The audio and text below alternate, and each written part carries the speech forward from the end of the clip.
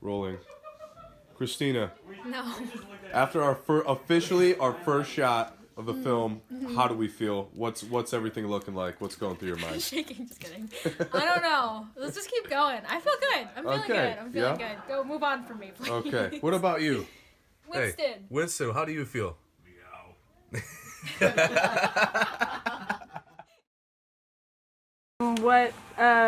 Why is he here? Not my party. So, what'd he do? Arsonism. Arson? What? Nah, he sells coke. What was that? It's just blow, Sam. No, what? Jude grabbing me like that. Shit.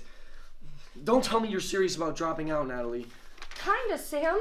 I'm overworked. I can't sleep. I'm stressed about school. Don't turn this thing with your brother on me. I'm not... And if I took a break too, maybe we could spend a little bit more time together, huh? Scene 10, boy, take 1. Paper strip? Nope. No, he knows what he's doing. He's got it.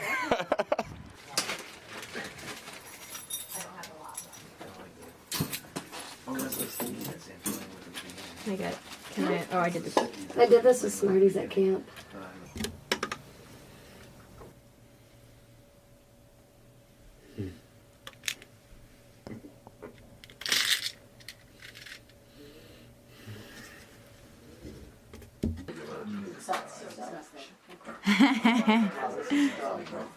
Mr. Appleby, what are your parting statements for the first shoot? Oh yeah, well I did nothing today, and it was good. It was a good 8 hours of sitting and preparing catering for you all, and that was the greatest pleasure of my life. So I just want to say thank you for giving me this opportunity.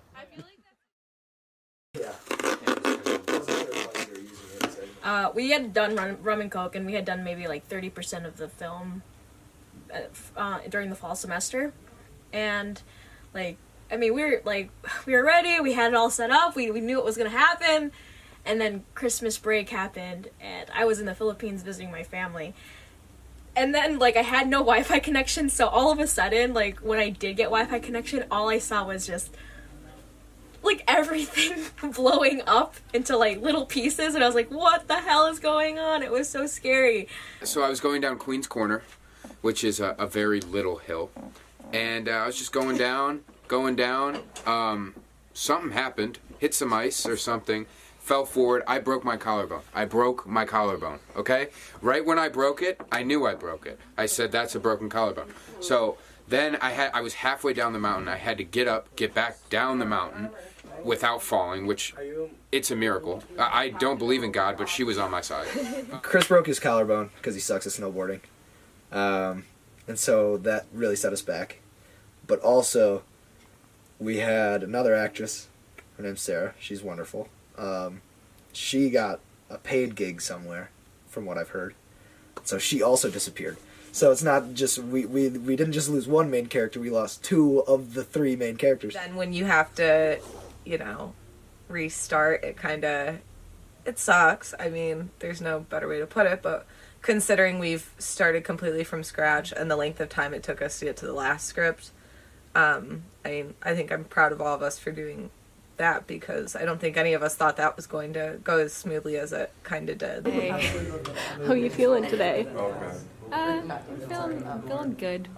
Finished the script, and it turned out all right. So we're gonna make it. I was a little sad that we had to scrap everything, because I know that for the actors, they were very much attached to the characters that they played in Rum and Coke. So my biggest thing in writing a new script was trying to make sure that we did kind of their characters a little justice from Rum and Coke and put them into Taco Soup. I mean, we changed them up a little bit, but I wanted to make sure that the actors were gonna have a lot of fun with this new script, because I mean they're all really good, and I just want to do them some justice. We started production on Taco Soup, and we started the writing process. And I met with Aaron Morrissey in this house, and we put these like Dogma 95 restrictions on it. In my head, I was like, okay, it has to be one location-ish, and then also it should... I wanted it to still use the props and things from the previous iteration that we had all purchased, and then also 7 to 8 characters max in this new version. So we placed these restrictions around the film, and we came out with this like family dinner drama, and the idea that an aunt figure was going to reveal a piece of information to the family that was shocking. So we came up with the idea of Aunt Tilly wanting to kill herself. Your Uncle Ron and I are moving on. Oh, yeah? Up north? Kevin. We're killing ourselves tonight. Sam, she's not. You're not. Come on. I've reached a point where I feel like I've done what I needed to do here. Ron agrees. Oh, what the hell does Ron know? Sam. Sam. Well, what do you know? Ron and Sam stare one another down. I'm joking. This is our dynamic. I really love working with people who actually care about their performances. Every single one of them are incredible, and I'm so lucky to have them on this production because they really, really do bring the characters to life. What? It's fake. No, you really outdone yourself this year. It's a really good crew. We're all like really just gelling together, and it's been really good and really tight, and so I think we're doing A-okay. So Christina, how is the shoot going today? Well, we haven't shot yet, but it's going okay. I'm really hyper. She's all good. We're all good. We're just moving a car and then we're ready to go, and then you can get some BTS to give you some good stuff. So that, like... Figuring out our shot list is kind of a process. First, we have to make sure we get our basic coverage. So you need the wide shot, the master. We have Christina's vision, so we add those shots on top of that basic coverage. And that's basically where we can play a little bit more. And then if I have a cool idea too, I'll bring it up with Christina, and then we'll talk about it. We'll get what we really want, and then we just go for it.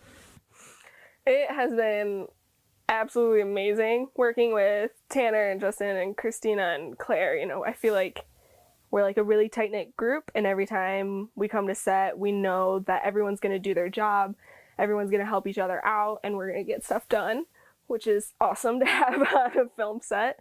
Ready to take slate, take slate. Scene 10, awkward Jesus, take 2. A lot of prop people, they call them the jack of all trades. Like, you just have to just be able to do it all and just make it. We're doing a test of the dust fall. This was a lot of fun. Ooh, yes. How does that work? It's just a piece of fabric that will just hold it like a little basket, cradle it, and then we'll just pull it and we'll just drop a little bit. Get this from the prop store down at Hagedorn? Oh!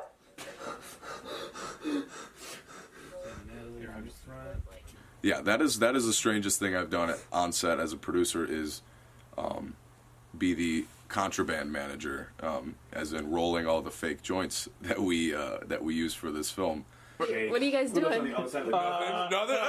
So, you know, seeing everybody's talent being brought into this film has been really, really rewarding, and making this film has been a really fun experience, and I think that we're all having a really great time making it.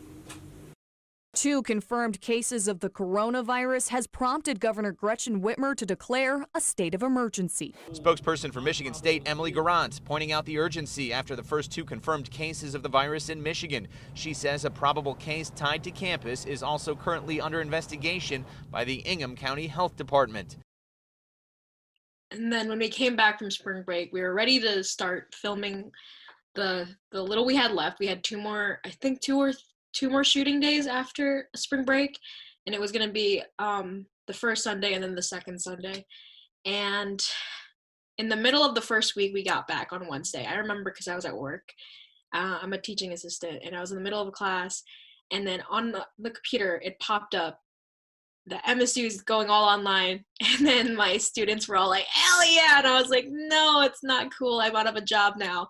We definitely had to make some drastic changes to virtually everything we do, especially our communication. That's probably taken the biggest turn. We previously, having been able to meet in class and meet in person was huge. You know, it seemed like people were more engaged, and people had definitely a better outlook, you know, more positive outlook. And when we heard about coronavirus And, you know, the fact that we were going to be unable to meet in person anymore, that really kind of threw everybody off. You know, since this whole thing happened, you know, we had a whole calendar planned out for post-production. You know, we were supposed to have a trailer, we were supposed to have a test screening, we were supposed to have a premiere, which we're unable to have anymore, which is such a bummer. All of the end of last school year, I was excited about this, about having like a big premiere and like working on a film with a bunch of people. And like, so when everything shut down and we had to go in quarantine and everything, and I realized that I wasn't going to be able to get that premiere, I was obviously really gutted. And then when we had to like scrap the end of the movie, I was also very, very upset about that. And it felt to me that a lot of the other people in the crew felt the same way. I had a lot of meetings with a lot of people trying to sort of figure out what we were going to do to respond to it. And it was difficult to make some of the decisions that we had to make. And I could tell that a lot of people were pretty upset about some of the decisions that we had to make. I really, really wish that this coronavirus never happened. Yeah, I loved where the film was. And I fear, and I can't say if it's gonna happen or not, but I fear like we're losing a lot of heart. And I feel like that's what, I mean, this movie is weird in itself, but I feel like for me, like, there's like a sense of family and heart in this. Like, oh, it's weird and it's there, but it's kind of, it's heartwarming. And I feel like because of all of our changes that we might have to do, I feel like we're gonna lose it, and that sucks. I think that we've ebbed and weaned in terms of, you know, where we are morale wise. I know I've certainly had moments where I'm just like, fuck this, I'm over it. And then, you know, somebody brings up an idea about what if it's a recipe book, or what if we do this Zoom call or this FaceTime, and then I'm excited again, you know, and I'm like, oh, that, I really like that. That's awesome. I'm a bittersweet type of ending type of guy. So I like the idea of them on a phone call a year later, but then it will cut back to, and I was wondering if this is possible, if it's doable, but the rum and coke porch scene with Tim, like I know we have some shots of just him like looking out. It could like cut to him and just him alone looking, you know, looking for her later that night. It's like, well, my god, that's awesome. Yes. I don't know how the scene looks like, 'cause I haven't seen it in a while, but it could be like very empty feeling, even though she's happy. And he's like, oh shit, what have I done? I feel like a lot of it has just been trying to like the restructuring is just what really has taken up the most effort, and trying to get everything so, you know, there's not a lot of plot holes.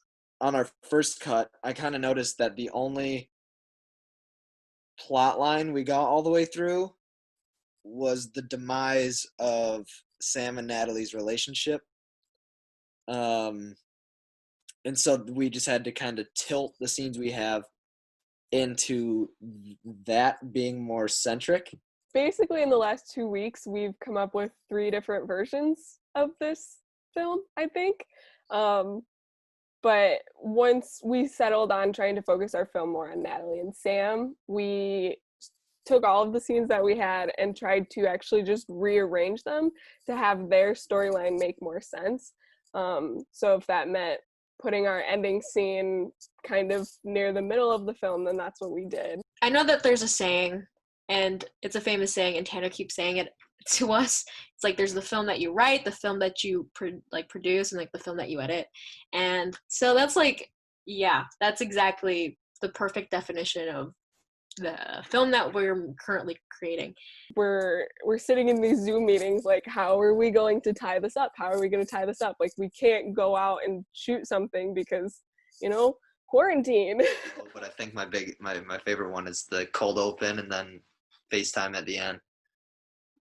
And then that can get us back into the house, like Michael suggested, with that porch shot and the inserts of the ceramics and etc. I like that as well. So it really does help getting ideas from everyone else too. Like, we managed to put together like ideas from 3 different people to make this one cohesive story. I'm still excited about the film. I think we're all really stressed out about how this is going to turn out. but I'm still excited because I'm hoping that we can still keep this similar to what we intended it to be. You know, I wish that we could have finished the way that we intended, you know, getting all of our shooting in, but I am excited for it to be finished, and I know that everybody has worked so hard on it, and I think that the final product will be very worthy of everybody's skills and talents, and I just can't wait to see how it all finishes. We've had a lot of struggles, gone through a lot, but I feel like it's made us all stronger as individuals and as a group. And I think we've all learned a lot, and we'll take a lot from this experience. To be able to be like, hey, despite all of this stuff that happened, despite starting over, despite, you know, being quarantined and, you know, moving forward and thinking we were going to have a last shoot date and then just nixing it completely, we'll have made something. Salute.